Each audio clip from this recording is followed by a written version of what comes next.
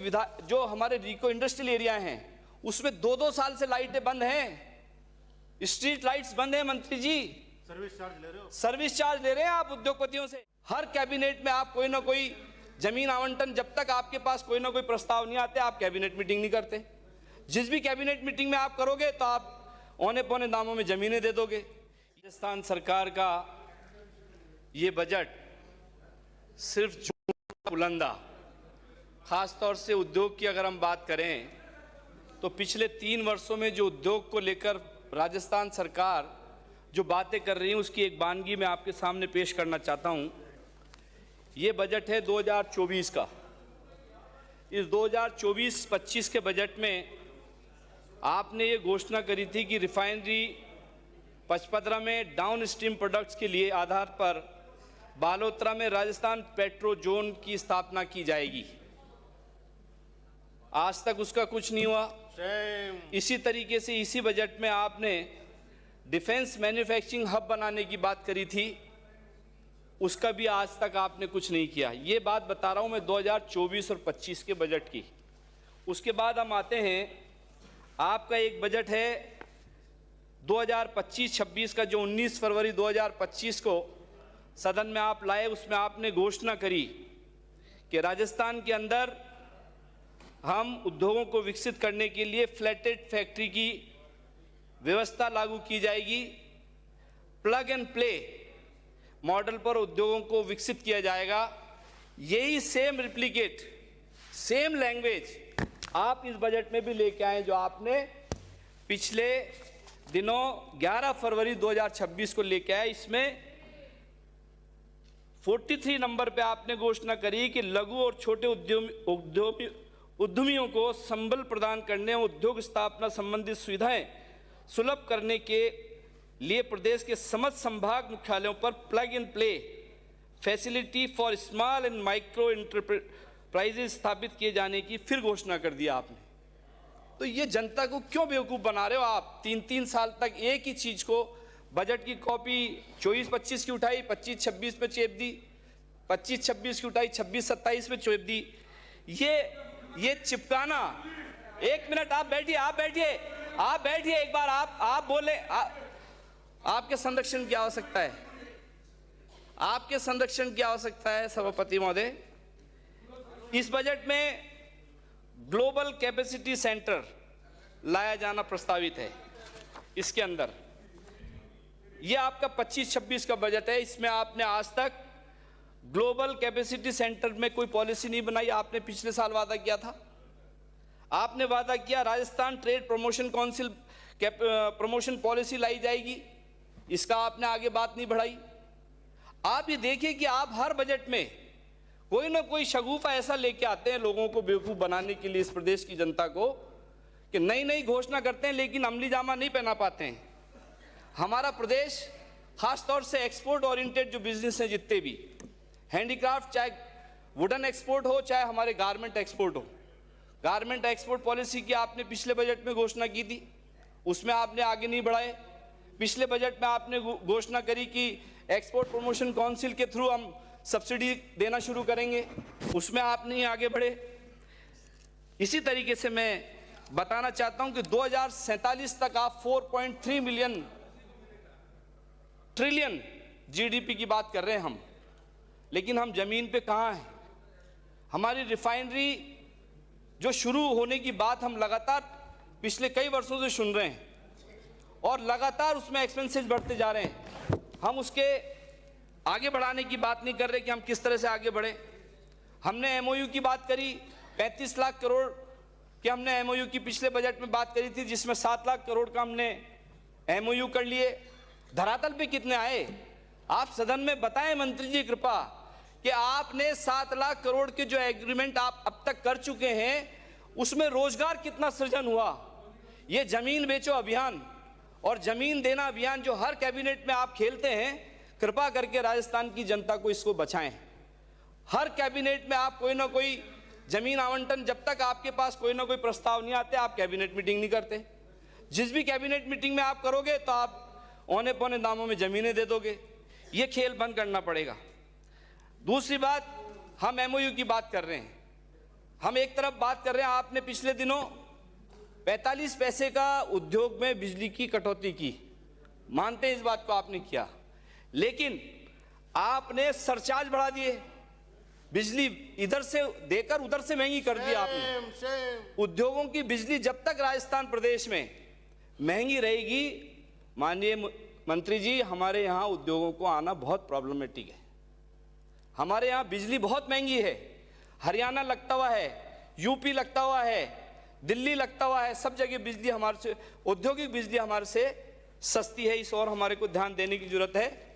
आपने एमओयू के तहत कहा कि आइए हमसे एमओयू करिए, हम जमीनें सस्ती देंगे। जो एमएसएमई है वो जब आपके पास आते हैं तो आप उसको कहते हैं कि हाँ ठीक है, अब आप हमारे रीको के आपके ये प्लॉट हैं, आपको 10,000 मीटर चाहिए, 15,000 मीटर जमीन चाहिए, तो आप उसके अंदर लॉटरी के माध्यम से ऑक्शन पे ले आते हैं। लेकिन उसमें आपने एक बैरियर लगा दिया कि आप ऑक्शन करेंगे आपकी आरक्षित दर पे, जो आपने प्री डिसाइडेड है रीको की लैंड, उसका ऑक्शन करके उधर दे रहे हैं, तो उद्योगपति तो वैसे ही ले लेगा। आपके सारे इंडस्ट्रियल एरियाज में डायरेक्ट ऑनलाइन लॉटरी होती है, वैसे भी ले सकता है। लेकिन आपकी पॉलिसी के तहत, आपकी रिप्स की पॉलिसी के तहत क्या फायदा मिल रहा है, ये आपको देखना पड़ेगा कि एमएसएमई जो हमारा स्मॉल एंटरप्रेन्योर है वो किस तरह से आपकी पॉलिसी का लाभान्वित हो। पिछले सालों अगर हम बात करें तो हमारे एमएसएमई के आप आज ही सदन में रख दें, आज बता दें आप कि कितने लोगों के आपने जो 2 साल से फाइलें जो अटकी हुई हैं, जिसमें आप रिप्स का फायदा देते हैं। उद्योग विभाग रिप्स के थ्रू जब अनुदान देता है वो आपने सालों से सेटलमेंट नहीं करे।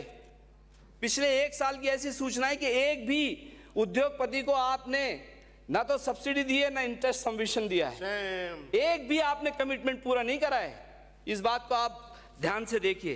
दूसरी तरफ अगर हम उद्योगों की ट्रेनिंग की बात करें, हमारे को लेबर ट्रेनिंग की बात करें, स्किल डेवलपमेंट की बात करें, मैं आप मंत्री जी आपसे आग्रह करना चाहता हूँ, यहाँ हमारे जो विधायक कोष है, अभी 1-2 विधायकों ने और कहा हमें कि हमारे यहाँ पूरी विधानसभाओं में 200 में कहीं ना कहीं छोटा मोटा आर्टिजन का काम होता है। अगर आप किसी भी एनजीओ के थ्रू या स्किल डेवलपमेंट डिपार्टमेंट के थ्रू ये फैसिलिटेट करें कि हम 25 लाख रुपए प्रति वर्ष या 50 लाख रुपए प्रति वर्ष लोकल लोगों को उस पैसे से ट्रेन कराएं, डिपार्टमेंट भी आपका, पैसा भी आपका। लेकिन हर विधायक को ये पता है कि उसके उसके क्षेत्र में कौन सा काम, जैसे सांगानेर की बात करें, हैंडमेड पेपर भी है, गारमेंट भी है। जयपुर में किशनपोल विधानसभा क्षेत्र की बात करें तो बर्तन बनाने वाले भी हैं, नगीने बनाने भी हैं, रंगाई छपाई के लोग में, तो उनको स्किल डेवलपमेंट के थ्रू आप और एम्प्लॉयमेंट दे सकते हैं। मेरा ऐसा मानना है कि उसमें आप थोड़ा प्रोविजन करने के लिए गवर्नमेंट स्तर पर चर्चा करें कि हम प्रति वर्ष प्रति विधायक 25 से 50 लाख रुपए स्किल ट्रेनिंग के लिए हम खर्च करें, हमारे लोकल लोगों को ट्रेन करें ताकि उसमें एम्प्लॉयमेंट बढ़ सके। तीसरी बात मैं कहना चाहता हूं कि रीको हर महीने हर प्लॉट धारक से सरचार्ज लेता है। आज आप ये देखिए, पिछले बजट में आपने 150 करोड़ रुपए की घोषणा करी कि रीको सारे औद्योगिक क्षेत्र जो हैं उनके सड़कों को सही करेंगे, उनकी नालियों को सही करेंगे, उनकी लाइटों को सही करेंगे। लेकिन पिछले 1.5 साल में आपने कुछ नहीं किया। और ये कहते हुए बड़ी खेद है कि 13/10 के अखबार को आप पढ़ें कि रीको के जो हमारे रीको इंडस्ट्रियल एरिया हैं उसमें 2-2 साल से लाइटें बंद हैं, स्ट्रीट लाइट्स बंद हैं। मंत्री जी, सर्विस चार्ज ले रहे हो, सर्विस चार्ज ले रहे हैं आप उद्योगपतियों से। किस तरीके से इन्वेस्टमेंट आएगा? हम 35 करोड़ की बात कर रहे हैं, ऐसे नहीं आएगा। 7 करोड़ की आप बात कर ली, पिछली बार आपने बात करी कि 100 करोड़ रुपए से हम राजस्थान ग्रीन चैलेंज फंड, इसी तरह Rajasthan green mechanism, carbon credit fund की तरफ बस ट्रेडेबल क्रेडिट कराएंगे। इसका क्या हुआ? कहाँ है ये घोषणाएं कहाँ गई? कौन जवाबदेह है इनका? सिर्फ बजट में हम प्रोविजन कर दें और धरातल पे कुछ नहीं लाएं। ऐसा मैं समझता हूं कि राजस्थान की जनता सब समझती है, देखती है। आप लोगों को भी देख रही है। और एक बात और कहना चाहता हूं कि राजस्थान में अभी इसी बजट में आपने एक घोषणा करी कि राज्य में नवीकरणीय ऊर्जा उपकरणों पर मैन्युफैक्चरिंग इकोसिस्टम विकसित किए जाने के उद्देश्य से integrated solar cell and module निर्माण इकाइयों को रिप्स 2024 के तहत देय लाभों के लिए सम्मिलित किया जाना प्रस्तावित है। 1 मिनट और लूंगा, 2 ही बातें हैं।